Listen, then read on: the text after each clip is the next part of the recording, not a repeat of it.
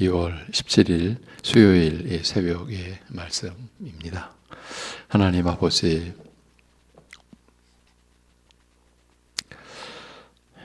보이는 것이 전부인 줄로 무지와 착각 속에 있는 이 어두운 생명들을 긍휼히 여겨주시고 생명의 빛이신 말씀으로 인도하여 주셔서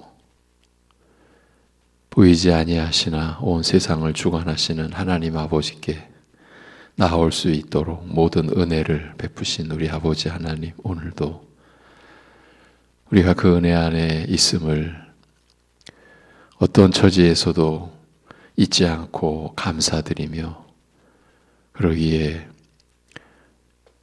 하나님만을 의지하는 그 기쁨이 어떤 어려움 속에서도 낙심과 좌절과 때로는 원망과 분노의 찬 심령이 아니라 하나님의 인자하심과 선하심을 닮아가는 그러한 심령으로 살아갈 수 있는 오늘 하루 되게 우리를 붙잡아 주시고 인도하여 주옵소서. 예수님의 이름으로 기도하옵나이다. 아멘. 데살로니가전서 5장 16절에서 18절입니다. 데살로니가전서 5장 16절에서 18절. 항상 기뻐하라, 쉬지 말고 기도하라, 범사에 감사하라. 이것이 그리스도 예수 안에서 너희를 향하신 하나님의 뜻이니라. 아멘. 어제 나눈 내용을 끝부분만 다시 들려드립니다. 우리 신자들은 전혀 다른 인생을 살게 되었다고 했습니다. 어떤 의미에서 전혀 다른 인생을 살게 된 것입니까? 자신을 지키기 위해, 그러니까 자신과 관계된 모든 것을 지키기 위해 우리 신자들은 살지 않게 되었다고 했습니다. 왜입니까? 우리가 지키는 것이 아니라 주님께서 지켜주시니까요. 그리고 자신의 꿈과 뜻을 이룬다고 하면서 자신의 모든 것을 투자하고 평생을 그렇게 내놓으며 살지 않게 되었다고도 했습니다. 왜입니까? 우리 주 예수 그리스도의 모든 것이 그분과 연합된 우리의 목, 나의 것이 되었으니까요. 이런 점에서 우리는 항상 기뻐할 수 있는, 그리고 범사에 감사할 수 있는 완전한 조건과 근거를 확보하였고, 그래서 끊임없이 주님을 의지하며 언제나 때를 따라 돕는 은혜를 얻기 위하여 은혜의 보좌 앞에 나아갈 수 있게 된 것이라고 했습니다. 우리가 항상 기뻐하고 범사에 감사할 수 있는 그 완벽한 조건과 근거를 사실은 우리가 확보한 게 아니라 그렇게 확보된 상태로 살 수 있도록 하나님께서 은혜를 베풀어 주신 것이죠. 이렇게 우리 믿는 자들은 전혀 다른 인생을 살게 되었다고 했습니다. 이 짧은 본문 안에 우리가 감당 못할 규모의 진리와 그로 인한 은혜가 담겨 있음을 아주 일부분 확인한 것이라고 했습니다.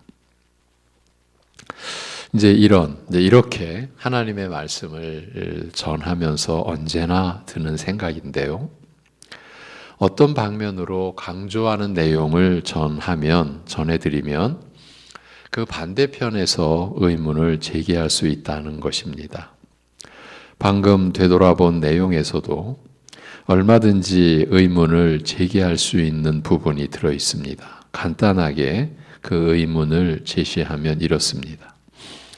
우리는 자신이나 자신과 관계된 것을 지키기 위해 살지 않게 되었다고 했습니다. 주님이 지켜주시니까요. 그리고 무언가를 스스로 이룬다고 하면서 자신의 모든 것을 쏟아부으며 살지도 않게 되었다고 했습니다. 그러니까 자신이 지키고 자신이 이루기 위하여 그렇게 몸부림치며 그렇게 타인들과 끝없는 경쟁 속에서 자신을 소모하는 그런 인생을 살지 않게 되었다, 그런 의미죠. 주 예수 그리스도와 연합된 우리이기에 주님께 속한 모든 것에 함께 하게 되었기 때문이니까요. 이제 여기까지를 놓고 보면, 그렇다면 우리는 뭘 하며 살라는 말이냐는 의문이 바로 제기될 수 있다는 것입니다. 그럼 우리는 뭘 하며, 그럼 어떻게 살라는 말이냐? 이해하시죠? 이번 기회에 이런 것도 한번 생각해 보았으면 합니다. 어제 말씀을 들으신 분들 중에는 실제로 이런 의문이 바로 떠오르신 분들도 계실 것입니다. 일단 이런 의문을 갖는 것을 제가 부정하거나 무시한다는 취지에서 이런 내용을 나누고자 하는 것은 아닙니다. 그러니까 그런 의문을 가지면 안 된다, 뭐 이런 입장에서 여러분을 강요하고자 이런 내용을 나누려고 하는 게 아니라는 겁니다. 나름대로 관심을 갖고 들을 때에 의문도 들 수 있는 것 아닙니까? 그리고 그 의문을 풀어가는 과정에서 우리가 자라가는 것이니까요. 실제로 그렇습니다. 우리가 어떠한 말씀을 들을 때 아무 생각 없이 듣는 게 아니지 않습니까? 우리는 인격적 존재로서 하나님의 말씀, 그 안에 담긴 진리와 은혜에 반응하게 되어 있는 거죠. 생각하는 거죠. 그렇다면 당연히 모르는 거에 대해서, 이해 안 되는 부분에 대해서 생각을 하게 되는 거고, 그런 부분이 의문스러운 그런 면도 언제나 있게 마련인 것 아닙니까? 이것을 부정한다라는 것은 말이 안 되는 거죠. 그러니까 의문을 가지면 안 된다, 그런 뜻이 아니라 우리는 의문을 가질 수 있고, 또 그 의문을 풀어가는 과정에서 우리는 하나님을 더 깊이 알게 되고, 어느 순간 그것이었구나. 여러분도 말씀을 이제 보고 들으면서 숱하게 경험해 오지 않았습니까? 전혀 보아도 분명히 한글인데, 우리말로 번역된 성경을 보면서 우리말인데 읽어도 무슨 뜻인지, 사실은 우리가 성경 말씀만이 아니라 우리가 살아가면서 접하는 모든 읽는, 보고 듣는, 또 읽는 그런 매체 속에서 우리가 읽어도 무슨 뜻인지 모르는 내용들 많죠. 특히 이제 하나님 말씀인 성경 안에서 우리가 그런 일을 늘 겪고, 그래서 또 생각하고 묻게 되고 의문을 갖는 거죠. 그러면서 우리가 자라가는 거고, 그렇게 자라갈 수 있습니다. 그렇지만 이런 의문이 이제 풀리지 않을 때 우려할 만한 일이 발생하기도 합니다. 이 부분 때문에 이번 기회에 한번 생각해 보자라고 한 겁니다. 그렇게 우리가 항상 기뻐하고 범사에 감사할 수 있는 삶을 살 수 있게 된 그 내면을 조금 우리가 살펴보고 나니까, 그럼 우리는 어떻게 살라는 말이냐, 이런 의문을 우리가 들 수 있는데, 이제 그런 의문 자체를 놓고 한번 생각해 보자라는 겁니다. 의문이 풀리지 않는 경우, 이 경우도 이렇게 나누어서 생각해 볼 수 있습니다. 여러 가지 이유가 있겠지만 그걸 다 우리가 짚어가기는 어렵지 않습니까? 그래서 크게 두 가지로 제가 좀 보려고 하는 겁니다. 우선은 앞뒤의 내용을 다 듣지 않았을 때, 그런 경우에 의문이 우리에게 일어날 수 있습니다. 어제 나눈 내용도 그 상태 그대로 끝이 아닙니다. 그 뒤에 이어지는 내용이 있습니다. 이렇게 앞뒤에 전개되는 내용이 있는데 이를 다 듣지 않을 때에 의문은 그대로 남을 수 있습니다. 이런 경우에는 다음에 또 관련된 말씀을 나누면서 그 의문이 해소될 여지가 있기 때문에 그렇게 큰 문제라고 여길 필요는 없다고 봅니다. 기다리면 어떤 시점에서 풀려지죠. 우리가 많이 경험해 온 바입니다. 그런데 이제 두 번째, 다음의 경우가 문제입니다. 근본적으로 말씀의 부정적인 관점에서 이제 일어나게 되는 의문. 이런 경우는 실로 간단치 않습니다. 이렇게 말하면 저렇게 판단하고, 저렇게 말하면 이렇게 꼭 시비를 거는 것 같이 일어날 수 있는 그런 경우, 말씀을 사모해서 그 본뜻을 알려고 하는 것이 아니라 마치 자신이 말씀 위에 있는 것처럼 말씀을 판단하려는 중심에서 나오게 되는 자세라고도 할 수 있습니다. 이런 입장에서 말씀에 대하여 언제나 이렇게 말씀 앞에 바로 서는 것이 아니라 좀 이렇게 비켜서서, 우리 아이들 식으로 말하면 삐딱하게 서 있는 그런 교인들로 인해서 언제나 교회는 어려움을 겪기도 합니다. 그렇다고 새로운 일은 아닙니다. 언제나 있어, 지금도 있고 앞으로도 있게 될 문제입니다. 교회는 이런 상황을 늘 안고 가게끔 되어 있습니다. 교회 안에는 이렇게 말씀에 대해서 부정적인 관점에 있음으로 인하여 일어나는 문제가 늘 있다라는 사실을 인식하는 것도 꼭 필요합니다. 왜냐하면 그런 상황에 부닥쳤을 때 크게 놀라거나 당황하지 않고 의연하게 대처할 수 있기 때문입니다. 그래서 우리는 더 기도해야 한다라는 사실을, 그리고 우리가 함께 주님을 향해 나아가기 위해 더 노력해야 할 필요성을 일깨워 드린 것입니다. 그러면 방금 이제 의문을 갖게 되는 두 번째 경우는 왜 발생할까요? 이제 말씀에 대해서 부정적인 관점이라는 근본적인 그 면을 좀 더 우리가 파헤쳐 들어가 보자라는 겁니다. 지난 3주 동안 주일 예배의 말씀을 통해서 우리는 어느 정도는 답을 얻을 수가 있습니다. 먼저는 세상 지혜를 신뢰하는 입장입니다. 세상의 초등학문으로 하나님의 말씀을 판단하는 관점에 서 있으니 그 말씀의 진리와 은혜를 깨닫는 그 면에서 늘 부딪히는 거죠. 수용이 안 되는 거죠. 그 말씀의 진리와 은혜를 어찌 수용할 수 있겠습니까?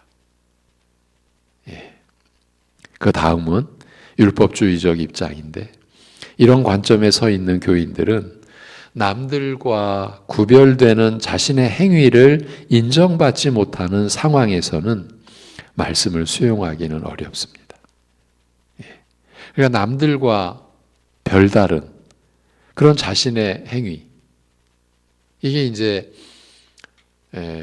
꼭 악한 행위라고 얘기하는 건 아니죠. 선한 행위일 수도 있습니다. 그런데 그것이 남다르다라는 것이 인정받지 못하는 그런 상황에서는 말씀을 받아들이기가 어렵게 됩니다. 받아들인다 해도 제한적인, 그러니까 일부분 만일 경우가 많다고 보아야 합니다. 그리고 신비주의적인 신앙의 기반을 갖고 있는 경우인데, 안타깝게도 이런 기초가 닦여져 있는 교인들이 말씀을 받는 것도 제한적이기 마련입니다. 자신의 체험을 받쳐주는 듯한 본문만 붙들게 되기 때문입니다. 이거 그럴 수밖에 없습니다.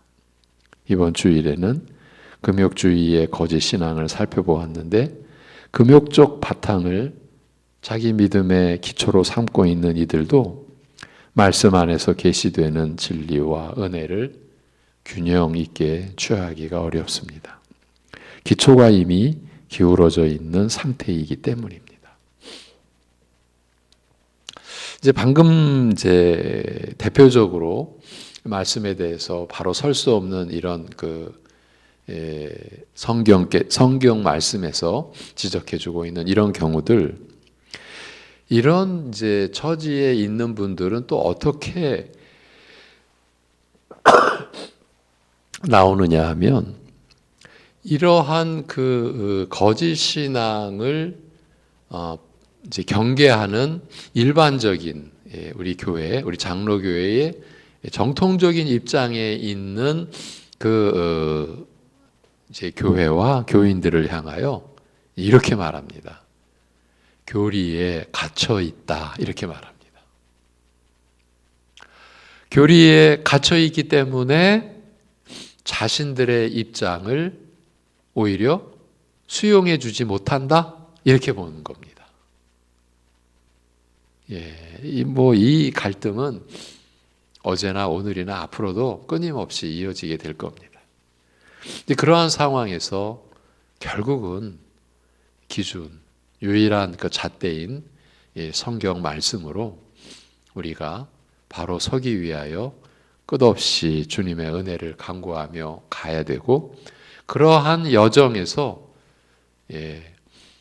적대 세력이라고 할까요? 이 반대하는 입장에 그 세력이 크다고 낙심하거나 멈춰서는 안 되는 거죠. 좀 우스갯소리지만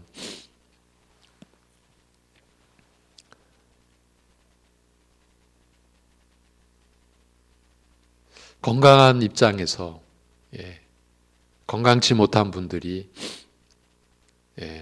좀 뭐라고 그런다고 그럼 나 건강한 거 포기할 거야. 이런 일은 있을 수 없지 않습니까? 그런데 영적으로는 이런 일이 일어난다라는 거예요.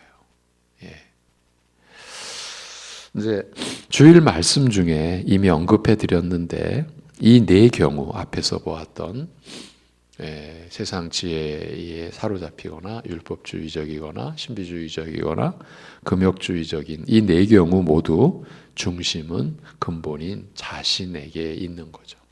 자신이 중심인 거예요. 그러니까 자신의 지혜, 자신의 노력, 자신의 체험, 자신의 절제, 이런 자신의 행위가 중심이고 결국에는 이 자신의 행위를 의지하는 식이 되어버리는 겁니다. 이렇게 되면 자신의 것들은 특별해야 합니다. 남들과 같아서는 안 됩니다.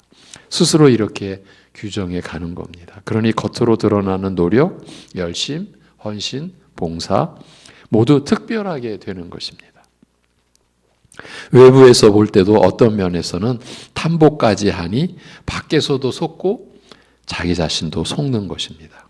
그러니까 자기를 의지하면서 하나님을 의지한다라고 여기니까 속는다는 거죠. 그러면서 한 가지 폐단이 생기는데 일반적이고 평범한 것의 가치를 인식 못하게 되고 별 볼 일 없는 것으로 여기게 되는 일이 일어나는 겁니다. 그러면 이런 입장에서 모든 신자가 항상 기뻐하고 끊임없이 기도하고 범사에 기뻐하는 것을 좋게 보겠습니까? 모든 신자가 이렇게 살아가는 것을 아닐 것입니다. 왜요?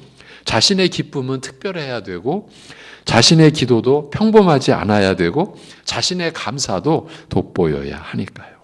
이렇게 모든 것의 중심에 자기 자신, 그 본인이 있어야 한다라는 것이 은밀하게 믿음의 기반이 되었을 때의 경우를 한번 예로 들어드리겠습니다. 기도의 예를 들어드릴 텐데, 자기 중심에서 기도를 하게 되면 기도를 받으시는 주님을 의지하는 것이 아니라 그만큼 더 간절하게 열심히 기도한 자신의 기도하는 그 시간과 그 간절함을 의지하게 되어 있는 거죠.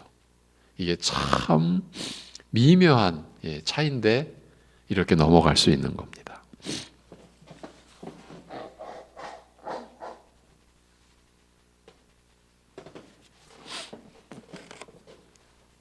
즉, 기도하는 자신의 행위를 의지하는 것이고 결국은 자신을 의지하는 식이 되어버리는 것입니다.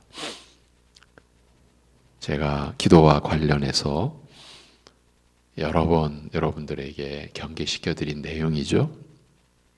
실제로 우리 안에 이런 일이 빈번하게 일어납니다. 정말 아이러니한 것은 열심을 내는 분들에게 이런 시험이 다가오는 거예요. 때로는 악에게 넘어가는 경우도 있고요. 자신을 의지하게 돼버리니까 당연히 교만해지는 거죠. 그러니까 기도하면서 교만해진다. 이게 얼마나 앞뒤가 안 맞는 얘기입니까? 그런데 이러한 불행이 우리 안에 일어나는 거죠. 결국은 하나님께 기도하면서 자기 자신이라는 우상을 숭배한 꼴이 되는 것이니 이 얼마나 두려운 일입니까? 이것이 자신이 중심이 될 때에 일어나는 불행인 것입니다. 그러니 앞에서 제시한 네 경우가 전부 결국은 자기 자신이 중심이 된다라고 한 점을 가볍게 여겨서는 안 됩니다. 그래서 이번 주일 말씀을 마무리하면서 우리 안에 있는 그런 요소들을 더 이상 붙잡고 있어서는 안 된다고 간곡하게 말씀드렸던 것입니다. 그렇게 해야 할 이유가 무엇입니까? 그것은 바른 신앙을 소유하기 위함이고 그 신앙을 유지, 보존해 가기 위함입니다. 바른 신앙이라는 것은 성경 말씀에 근거한 신앙을 뜻하고 그 바른 신앙을 소유하게 될 때 우리도 그리스도로 충분합니다. 라는 신자들의 유일한 신앙 고백에 이를 수 있게 되기 때문입니다. 이런 신앙을 우리가 지닐 때 오늘 본문 말씀을 따를 수 있게 되는 것이죠. 다시 말하면 그리스도로 충분함을 믿는 신자는 이제 항상 기뻐하라, 쉬지 말고 기도하라, 범사에 감사하라는 말씀의 명령에 순종할 수 있는 기본 자세를 갖추게 되었다는 말입니다. 달리 설명드리면 이러한 말씀을 따를 수 있는 자격과 기본 요소를 갖추었다라는 뜻이지 이 신앙 고백 자체로 항상 기뻐하고 늘 기도하고 모든 일에 감사한다라는 뜻이 아니라는 말입니다. 이제 이 명령의 말씀에 순종하며 살아가야 할 우리 신자들의 감당해야 할 몫이 있는 겁니다. 그러니까 어떻게 이런 삶이 가능할까를 묻는 차원은 넘어섰다. 이제 그렇게 살아가는 일만 남았다. 바로 이 말씀입니다. 바로 이것입니다. 말씀에 근거한 신앙으로 주 예수 그리스도를 의지하고 믿는 신자들의 삶은 이렇게 이루어진다라는 뜻입니다. 앞에서 그러면 우리 신자들은 어떻게 살라는 말이냐라는 질문에 대한 답이 이것입니다. 우리 자신을 지킬 일도 없고 지킬 수도 없고요. 그러니까 주님만 우리가 의지함으로 또 자신의 뜻과 소원을 이룰 일도 없다면 우리는 오직 하나님의 거룩하신 이름과 하나님의 나라와 하나님의 뜻을 우리가 쫓는 거죠.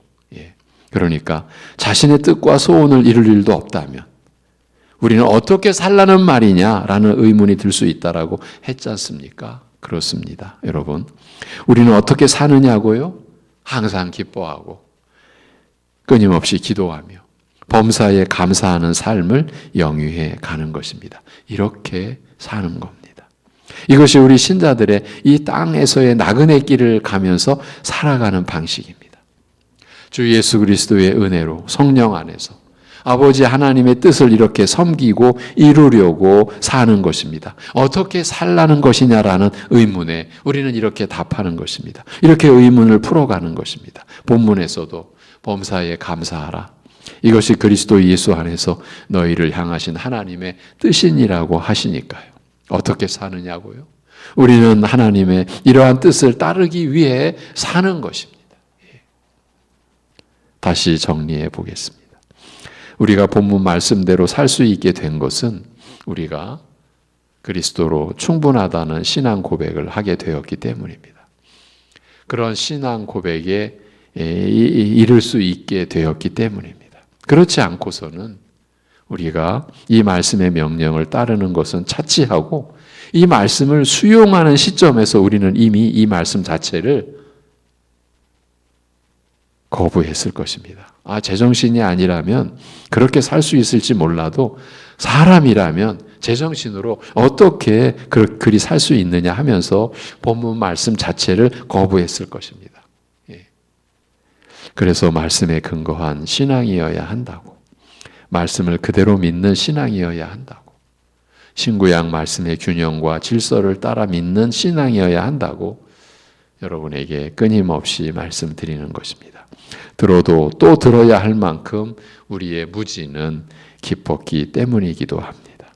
또한 보고 깨달았다고 해도 다시 보고 또 더 깨달아야 할 만큼 하나님의 말씀의 진리는 깊고 그 은혜는 풍성하기 때문이기도 합니다.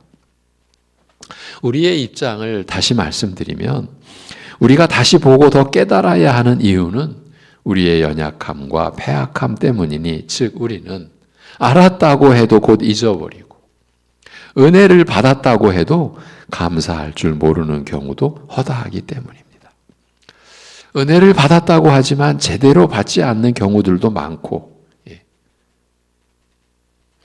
때로는 말씀의 본뜻과 상관없는 자기식의 은혜를 주님의 은혜인 줄로 받는 경우도 있고, 어쩌면 이런 경우도 많다고 볼 수 있기 때문입니다. 그래서 우리 신자들은 안 것도 다시 알아야 하고, 이해했다고 해도 다시 더 깊이 이해해 가야 하는 것입니다. 이렇게 살아가는 것이 우리들 신자의 일생인 것입니다. 어떻게 살아가야 하느냐고요? 여러분이 지금 계시는 가정, 또 사회의 어느 위치, 어느 지점에서 여러분이 살아가는 그곳에서 우리는 다른 이유, 다른 이유 때문이 아니라 그리스도로 인하여서 항상 기뻐하고, 그래서 끊임없이 기도하며 범사에 감사할 수 있는 인생을 우리는 살아가는 겁니다. 여러분, 우리가 그렇게 살아갈 그 몫이 간단하지 않지 않습니까?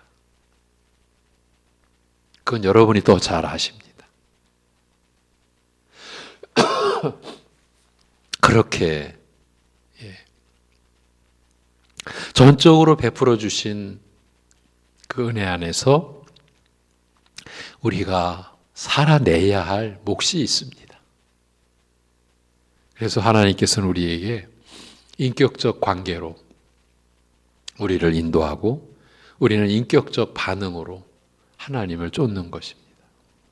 오늘도 항상 기뻐할 수 없게 하는 상황이 감사할 수 없게 만드는 그런 부딪힘이, 갈등이 아주 작은 일에서부터 그리고 큰 일에 이르기까지 또 우리에게 닥쳐올 것입니다. 그때 우리는 이제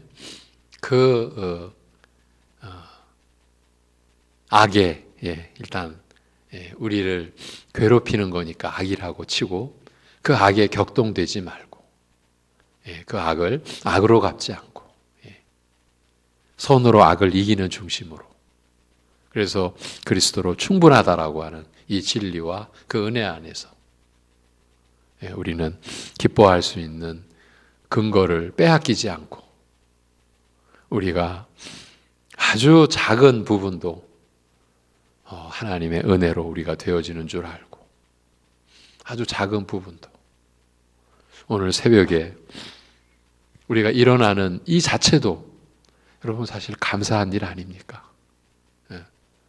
오늘도 하나님의 생명을 우리가 누립니다. 감사한 일 아닙니까? 평상시에는 그냥 너무 당연하게 우리가 누리고 우리가 그렇게 되는 것으로 여기지만은, 또 하나님의 은혜 안에서 또 어떤 시점에서 우리가 그 당연하게 누렸던 것이 새롭게 다가오도록 해주시잖아요. 오늘 우리가 일어난 것도 하나님의 은혜죠. 감사합니다. 이런 삶을 우리가 살아내는 거죠. 그 몫이 우리에게 있는 거죠. 하나님 아버지,